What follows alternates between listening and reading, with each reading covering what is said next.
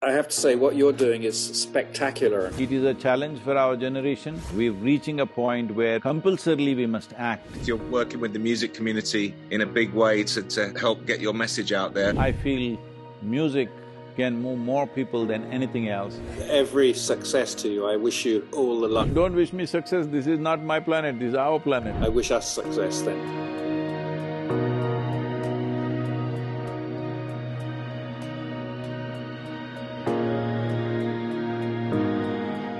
Namaskaram, good morning to you. Where are you all guys? London, is it? London here, London here. So good afternoon. Good afternoon. Nice meeting you, Mr. Eno, sir. Eno, how do I say that, Eno? Eno, yeah, that's right. Nice to meet you as well. Sadhguru, he asked me Hey the same Pete, question. how are you, man?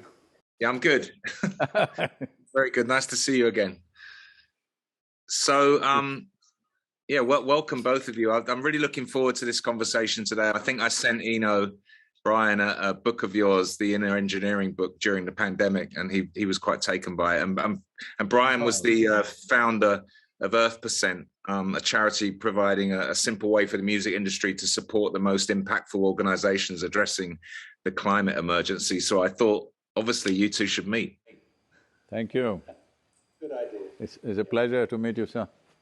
Yeah, I saw your very nice film today, the Save the Soil film. Oh, okay. Well done on that project. That looks really good, and I can't wait to see more films of you on a motorbike. Well, I have to say, what you're doing is spectacular enough to get some kind of attention, I think, and I really hope it does get a lot of attention. It'll get attention. The thing is, we have written a policy document, one is a general document, another thing is for every country, 192 countries, we have written a policy document as to how, depending on the latitudinal position, the soil type and climatic conditions and economic conditions of a given nation, and also agricultural traditions, because you can't change agricultural traditions overnight, even if everything else is right. So, taking this into consideration, specific documents for every nation we have done. It's taken a lot of work for our scientific group, and fortunately, the UN scientists have been working with us, both from the World Food Program, UNCCD, and also senior scientists from FAO have been working with us. With their help, we developed this document, which we will be handing over to all the heads of state across the world. And we've also written to 730 political parties in the world, saying that we will move 3 to 3.5 billion people, or maybe up to 4 billion people, and they must be ready that in their election manifestos, in their party manifestos, they have to include soil and ecology as an important part of their agendas. The time has come for that. Yes, of course. What are the simple action points that you ask a government? What are the first things a government can do, or you'll be looking for them to do? See, right now already, fortunately, UK government has acted about a month ago that they're giving some kind of subsidy for cover crops during winter, which will do wonders for the soil. Cover crops were natural part of agriculture in the world, in most parts of the world. In tropical climates, in summer we had cover crops. In temperate climates, winter cover crops were very normal. But in the last 50 years, everybody has forgotten about this. They think by just plastering the place with little more chemicals, everything will happen. So now giving subsidy for a cover crop is a good movement. We've been pushing these things everywhere. And also United States just about 15 days ago announced $1 billion for encouraging cover crops. $1 billion is not enough for the United States, but at least they've started. They will begin to understand that a cover crop is a vital thing, that you plow the land and leave it open to the thing. This is damaging the bioactivity within the soil, the organic content that is there, which matures with the microbial activity, is being seriously damaged because the machines are plowing anywhere between 12 to 14 inches these days, and you leave the soil open, and most of the life, I would say 87% of the life on this planet is a reflection or a consequence of what is there in the first 12 to 15 inches of soil, the microbial life. That is what makes all of us. Even in the evolutionary scale of things, we are a kind of a consequence of what is happening in the 15 inches of soil. But that is being ripped apart, in tropical countries where we're using the soil for 12 months of the year. See, in temperate climates, they may be using only for 6 months in a year or 7 months in a year. But here, 12 months of the year, we are doing crops.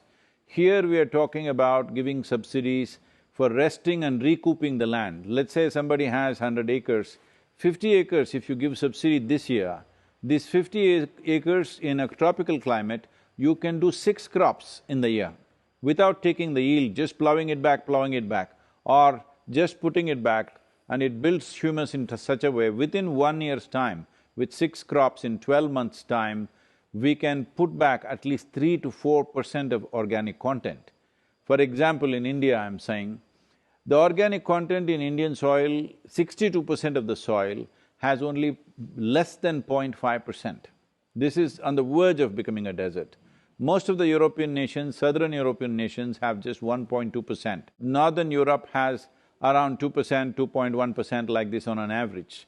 In a temperate climate, 1% is considered desertification because temperate climate doesn't have the same amount of biological activity as tropical soils have. So the standards are different, but everywhere it's the same problem. The story is same, it may be finding different versions in different places.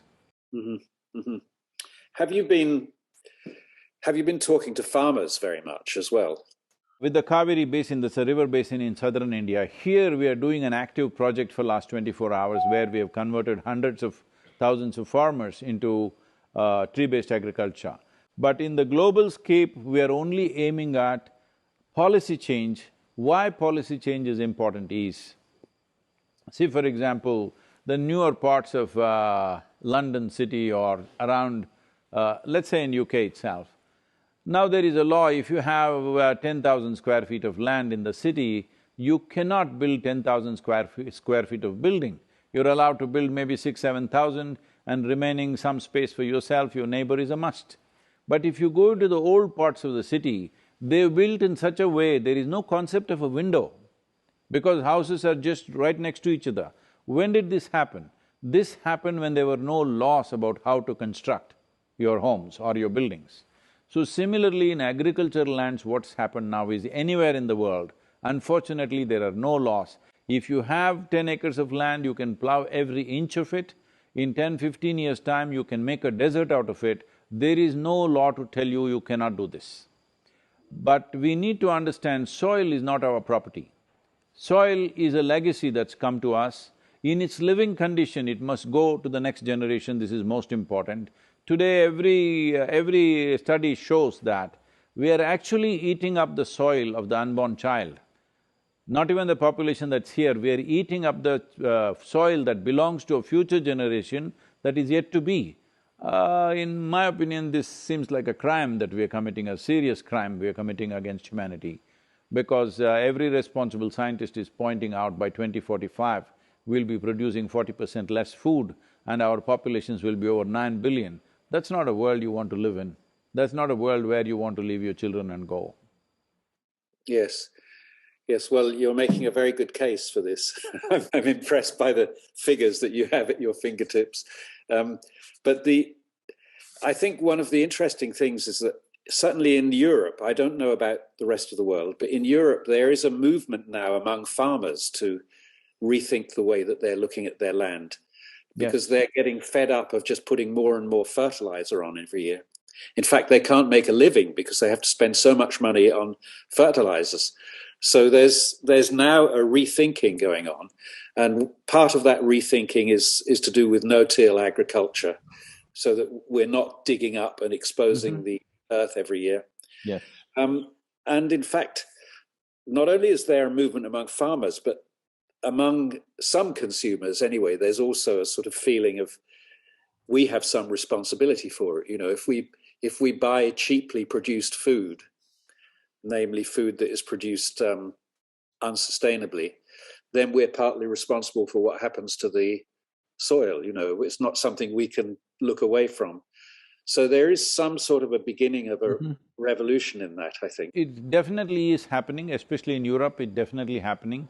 Not much in Asia, it is happening here also in a very small way, not significant enough. In United States, it's not at all happening.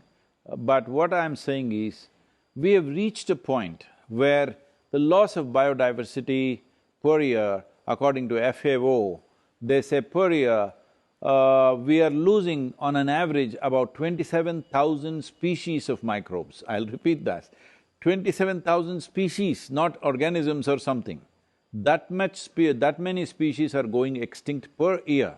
If we go at this pace, in another 30 to 40 years, we will reach a point where if we want to turn the soil around, it will take 150 to 200 years because that much loss in biodiversity has happened.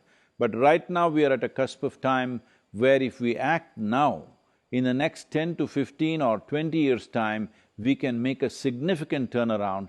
In that sense, it is a challenge for our generation, it is also a privilege of our generation that we are able to turn back from the brink. But I feel this will not happen with farmers wanting to do, individual farmers wanting to do. It's very good what they're doing, but I'm saying we need a policy so that this is the way to do agriculture must come in everywhere. Initially with incentives, with encouragements and awareness, but as things get bad, it has to become mandatory. Yes. Well, I think one of the things that's interesting about the whole climate change crisis is the realization that we could turn this emergency into a way of making a new and better world. Yes. We have to make these changes. We don't have a choice. It's that or we go extinct. And I think in realizing this, you think, well, actually it would be better anyway to live in a world where indigenous people were respected for their knowledge, where we looked after soil, where animals had some sort of status and dignity. All of those things are things that we might want anyway, just because they feel better. But now I think we're in a situation where we'll have to do those things. And I think, as you were saying, of course this has to be enshrined in legislation. Legislation really makes a difference because it's hard to argue against. You know, once it's there, it becomes the sort of benchmark through which people decide their actions. And I think we're on the edge of that. There's quite a lot of discussions going on about the idea of giving physical and natural entities like rivers, mountains, landscapes, a legal status so that their rights can be defended in court, if you like. A river can take you to court for polluting it. I know that sounds a bit ridiculous. Of course, it would be a river represented by a human lawyer, but speaking on that entity's behalf, you know, as a legal entity. So this is something we're working on a little bit now. Brian, I very much appreciate the intent behind all these movements, but what I'm saying is we've reached a place where if there is no clear law that this is the way to conduct the land, if there is no law, it'll be too late. There should be no room for a case because this is the way to manage a river, this is the way to manage the soil, this has to become a law. And like in a city, how you build your home, there is a law. There has to be a law how we do farming. Otherwise, the time for this raising the, farmers' consciousness and then turning it around, there is no such luxury time anymore. We're reaching a point where we need to act compulsorily we must act. Well, we cannot enforce everything, so it has to be worked with incentives or, some punitive action. Both will be needed, otherwise we can't turn around the agricultural lands in the world. See, people do not know this, everybody always try to hit the industry and urbanization. Yes, they also cause their damage, I'm not saying no, I'm not saying it's not significant. But 90% of the deforestation has happened because of agriculture, not because of industry, not because of urbanization. Yeah, that's true, yes. My feeling is that, of course, everything you just said is true, but also it's just good sense to try to bring as much of the population with you as you can, so that the pressure comes not only from legislation downwards, but from farmers upwards, from people upwards, saying we want to change. because politicians are incredibly reluctant to make any kind of change if there's any risk involved. So they have to be told the risk is not to make the change. In a democratic nation, the only currency that flies is numbers. This is why we are trying to move 3.5 to 4 billion people. This is 60% of the world's electorate. 5.26 billion people have franchise in the world. If we move over 3.5 billion people, it's over 60%. When 60% of the population speaks, believe me, every political leader will be on it like he's an environmental supercharged man or woman, you know. Yeah, yes. Well, I agree. I hope so.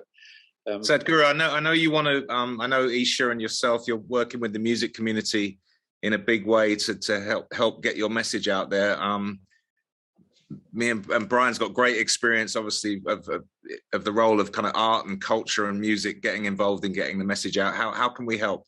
Say, music influencers are probably among the biggest influencers in the world. But compared to cinema, sport, I feel music can move more people than anything else. Right now, we are trying to make some music. Some musicians particularly from the African-American community in United States are supporting us big time. In India, all the musicians are supporting us. We would like to get the English and the European musicians going, because if they give out a word or if they even do a small jig for SaveSoil, the idea is, see, we are not asking people to support us, they don't have to support me. What they have to do is, from March 21st, 100 days when this ride is on, this 30,000 kilometers I'm doing in approximately 100 days' time, these 100 days, the whole world should talk about soil. We have certain arrangement with the social media platforms, they will aggregate all these numbers, at the end of it they'll say, this many people have spoken about soil. So I'm saying, if music influencers speak out and say to all their fans, say something about soil, every day, for 1 minute, say something about soil. So if you don't know anything, just say, save soil, all right, let us make it happen, something. Our website is providing a whole array of information for people to pick it up and say whatever they want to say. They don't have to acknowledge us, they don't have to acknowledge my movement, what I'm doing, this is not necessary. They speak, but all of us speak in a concerted way at a given time, that is, in these 100 days, if everybody speaks, then we definitely can. Now, I've been speaking to the CARICOM, which is the Caribbean nations, there's an organization there. Yesterday I spoke to them. 11 of these nations are actually signing up for the, with signing up an MOU for the Save Soil movement and the document that we are giving them. So similar things we want to do with all small nations. Big nations will have their own policies and stuff. We don't want to dictate any terms to anybody. All we are saying is, do whatever kind of farming you want to do.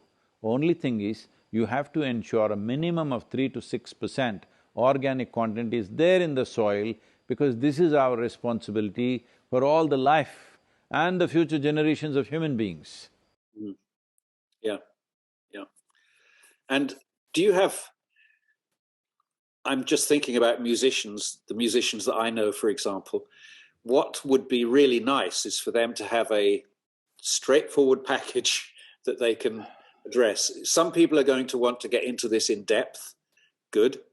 Some people aren't going to, they're going to want to just have the… The simplest thing they can do is, if today everybody is doing selfie shoots and whatever, they can hold their own phone in front of them and shoot themselves and say something about supporting Save Soil movement and how everybody should talk about it for 100 days to make this…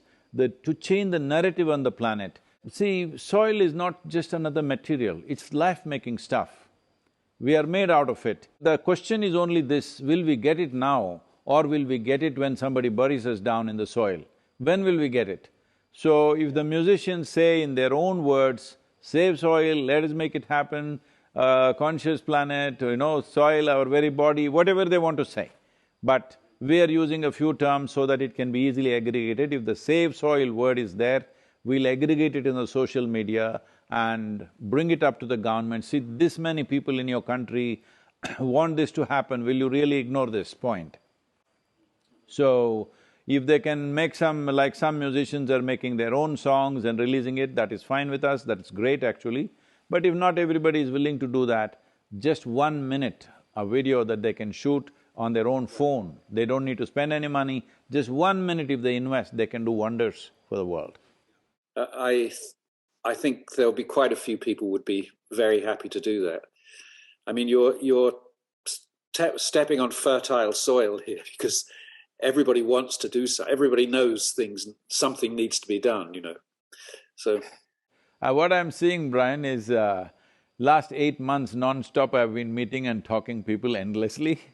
What I see is, whether it's heads of state, other politicians, music influencers, sport influencers, movie influencers, every kind of people, whoever I talk to, everybody says this must be done. So what I see, the whole world knows this needs to be done. It looks like they were just waiting for one idiot to bell the cat, and here I am.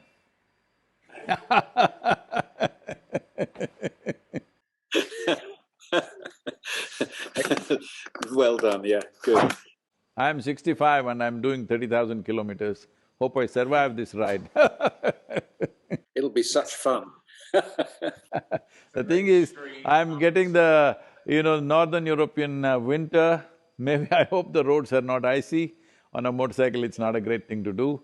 Then in the month of May, I'm in the Saudi desert, where temperatures are 38 to 40 degrees. And then I'm going straight into the Indian monsoon. In the middle of the monsoon, I'm entering India. Absolutely. Okay, well, every success to you. I wish you… No, don't wish me success. This is not my planet, this is our planet. Okay, I wish us success then. Let's make it happen, Brian. Yeah. Pete, Absolutely. thank you very much. Thank you. Namaskar. Pete, wonderful seeing you again, man. Thank you, Sadhguru. I'll see you in London. Yep, we will. Thank you.